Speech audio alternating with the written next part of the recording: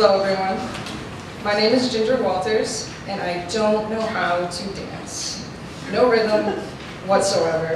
At parties, my go-to is the shopping cart, the sprinkler, or fan favorite, the lawnmower. So you can imagine how flustered I was when on my walk to my internship site at Madison Park Development Corporation, people would go out of their way to dance at me. I honestly shouldn't be too surprised. Roxbury is a gem of black arts in Boston, dancing is one of which. Whenever the weather warmed up, sure enough, there would be groups of residents blasting their music and inviting passerbys to join. At first, I convinced myself that they weren't dancing at me and would keep walking.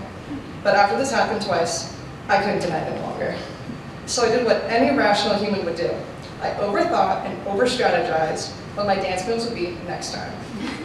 Obviously, I couldn't use my usual moves. This was not a backyard wedding, it was Boston. Maybe I could add a little spin or throw it back to them. Then when my moment finally came, I panicked, did a little shimmy, and ran to the bus station. It was better than nothing, but that wasn't my plan. On the bus ride home, I realized how ridiculous I was being. Planning a dance move and being upset when it didn't go to plan, I don't even know how to dance. Of course, I wasn't going to do anything spectacular my first time in the spotlight. As a 66 bus bumped over the poorly paved streets of Boston, a realization rattled into my head. No matter how painstakingly I plan, not everything I want is going to come to fruition. I couldn't predict that I would transfer schools. I couldn't predict I would join Semester in the City. And I couldn't predict how drastically my special project would change.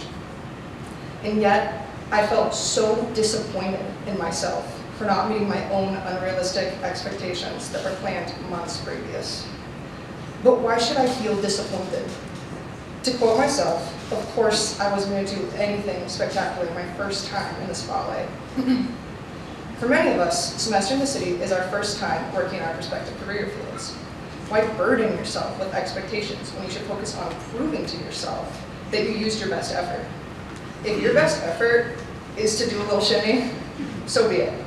If your best effort is a full-on tango, good for you. But no matter what your dance move is, recognize the moment you're in. I had lost the moment. I was so busy planning, I wasn't appreciating the present. I mean, I'm living in Boston, have a bunch of new friends, plenty of new things to experience, and yet I'm stressing out about what grad school I may go to. I ask all of you not to make my mistake.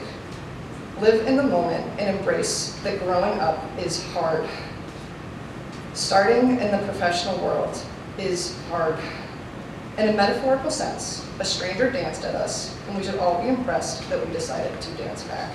Thank you.